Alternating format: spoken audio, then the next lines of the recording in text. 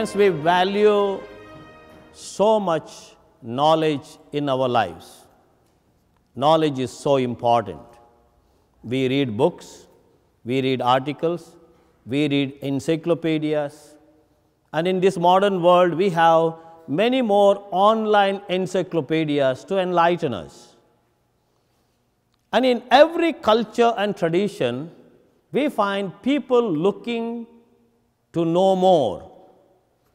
Even in ancient civilizations, people left their legacies through oral traditions. They transmitted their wisdom and knowledge for the future generations. And we know that many other traditions left their wisdom through writing on walls and stones and copper sheets, papyrus, parchments. Why is that? Because they knew that this wisdom they learned, this knowledge they learned, it has to be transmitted for future generations. That is why we all know that parents always insist that children must go to the best of schools to learn their lessons. And we all know that, how important knowledge is. It is not only learning knowledge, but it is personalizing that knowledge to have that practical sense of the knowledge that we have acquired. Learning languages is also to learn another culture and civilization. Now, when we go back to these ancient civilizations like Mohenjo-daro civilization, Indus Valley civilization, Egyptian civilization, Roman civilization, or Greek civilization, we all find all these mighty learners and mighty great minds have left their legacies for all future generations. Today's first reading is enlightening. And what we learn from the first reading, dear friends, wisdom is portrayed as a female character. If you read the whole book of wisdom, you will find that so beautifully narrated that wisdom sits on the right side of God. And in today's first reading, we hear wisdom is radiant and unfading. Wisdom always lives forever. And then the one who seeks wisdom, he or she will find wisdom. The one who searches wisdom, it will be available at early in the morning at the gate of his home. So the one who applies wisdom to his thought, his understanding will be perfect. That is what we learn from this first reading. Dear friends, how important it is for us to have that wisdom. Now we have to come to our own personal life. Now sometimes I get these practical lessons from people speaking to me. Someone bought a computer and he right away started operating the computer. And then it all got clogged because of virus or programs or whatnot. And then he goes to the dealer and says, "What is this computer I bought? It doesn't work." And the dealer says, "Did you read the manual?" "Oh, I don't have time for reading the manual. So I just started operating. Kick the keyboard and just start uploading and then registering and writing." It does not work that way. We can ask a question to ourselves. How many of us buy smartphones and computers, and how many of us take time to go through the manual to understand the mechanism, how it operates? Because we don't have time. We want to be quick. The same thing applies to our life too, dear friends. We need that tremendous wisdom to understand the other being, human being. We need to understand the universe, the environment around us. Now, for example, if someone gets a sudden heart attack, he or she will be very careful to go to the doctor and find out what is wrong with me. And the doctor will say, examining, you have certain things to rectify in your life, whether you have to take exercise or your diet and so on. And perhaps this individual comes home and tries to read many more books on heart attacks and what is that, what will help me, that person will be very careful. Till then he was not even giving attention, and perhaps till then the person did not even know that he or she had a heart. Then they will understand, oh, heart is that way it functions, I need to learn more about it. That is what we understand by having knowledge and getting wisdom. Different wisdom will never deceive us. Now, when I come across such a lot of situation in our own modern society, I feel often that people are ignorant of so many things that happen around them, because they don't take trouble to understand how damaging certain situations that can occur in their life. Let us take ordinary examples. Now, someone drinks alcohol. Someone has been addicted to alcohol. It happens through a slow process. It is not that in 1 or 2 days one becomes an alcoholic. It is over a period of time, drinking and drinking and drinking, that person becomes a victim or addicted to drinks. Now, if that person had the knowledge, or even after becoming an alcoholic, if a person opens his or her mind to knowledge what alcohol can make in your life, how damaging it is, how you end your life so quickly and so swiftly, that person will open his or her eyes and says, well, I need to know more about the damaging effects of alcohol. Now, sometimes people come and tell me, Father, I am too much addicted to pornography. How you became addicted to pornography? Father, I wanted to have more knowledge of sex. More knowledge of sex, you would like to see someone doing sex and get more knowledge of sex? Go to a bookstore and buy an encyclopedia of sex and start reading it. Then you will have a better understanding of what is sex. You don't need to see all that rubbish in order to know what is sex. Sex is beautiful. God has created it. Without sex, I would not be here, you would not be here.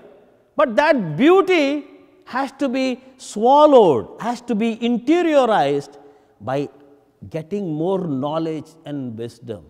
Dear friends, this is what the first reading tells us.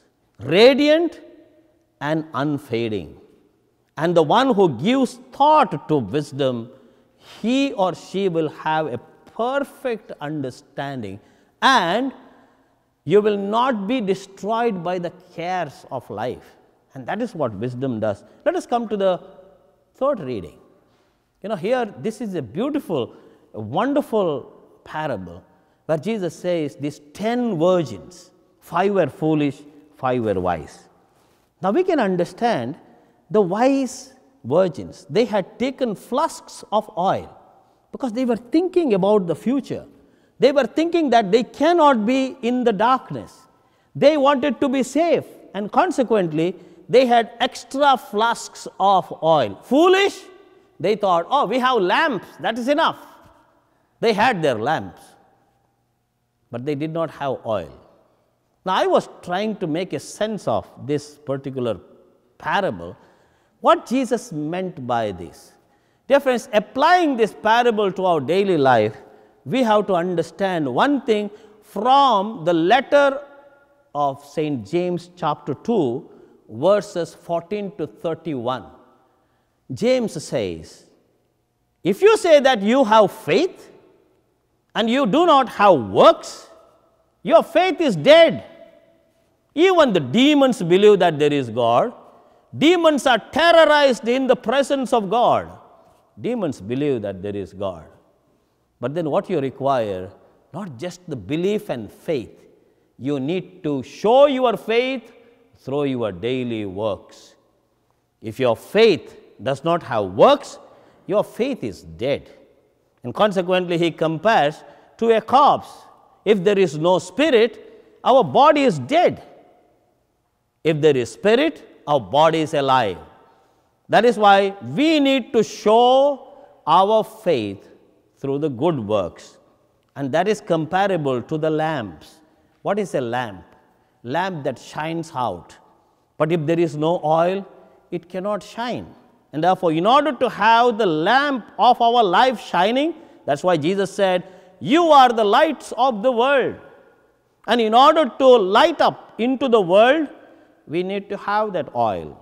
And from where that oil comes, I compare oil to charity. I compare oil to love. And what is this love? Love in our daily lives. Dear friends, do you know the process of how the oil is made?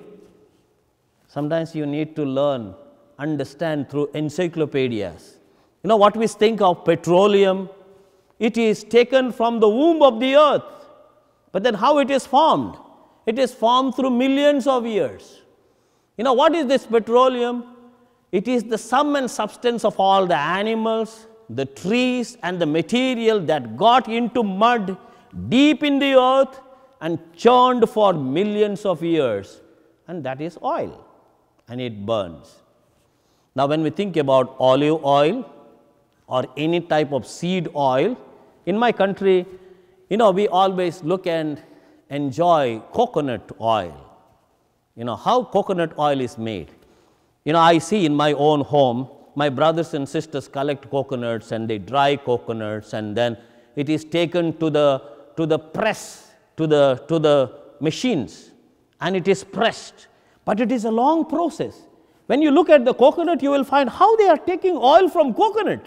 But it is a long process.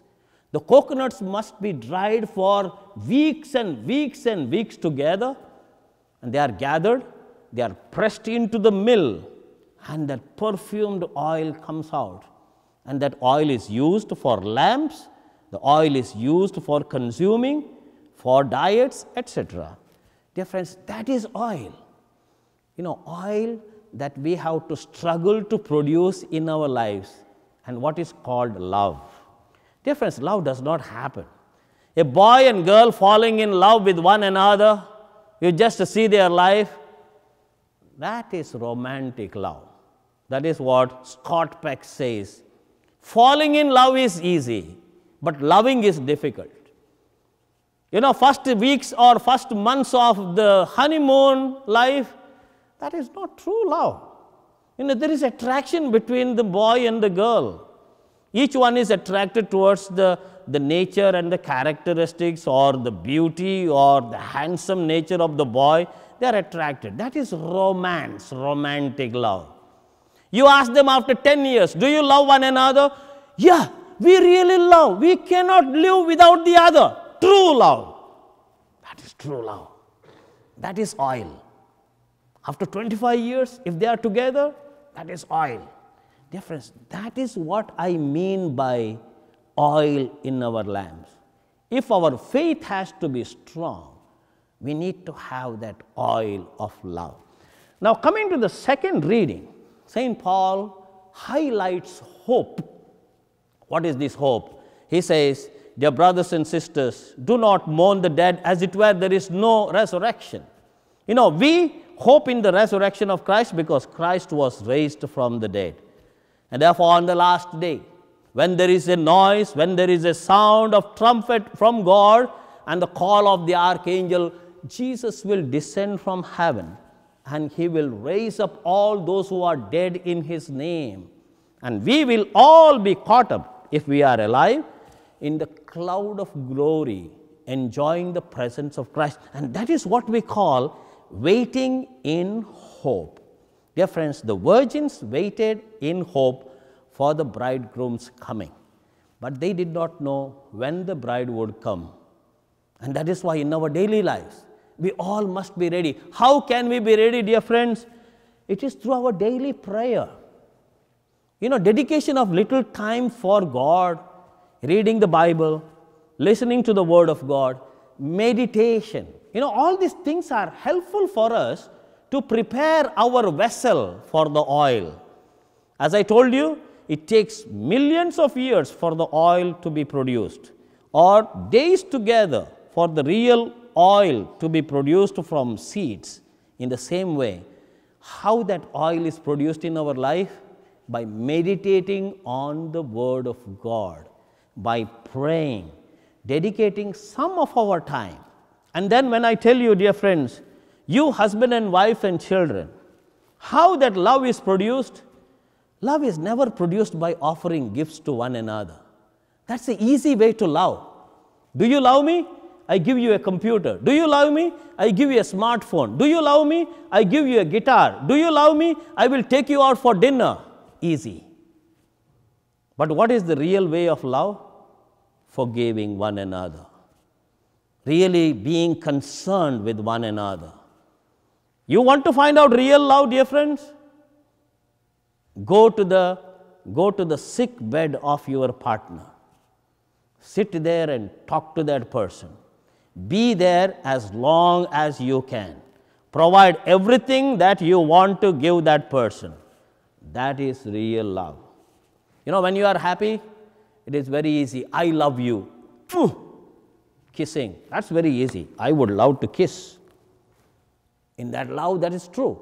But then, real love is sacrificial love. It is carrying our daily crosses. It is experiencing pain. That is what the parents do. You can just imagine, some of the children never ever understand the pain of their parents. How they think about their children, how they work hard, how they manage to give a future for their children. That is the concern and care of the parents. Very often children do not understand. Of course, we have to make them understand. But there is real love. Dear friends, let us ask the Lord today that we may be prepared with our lamps with the real oil. And that is what I say, faith, hope, and love. And then we all will be ready to welcome the bridegroom and to enter into the banquet hall. Please rise, we profess our faith.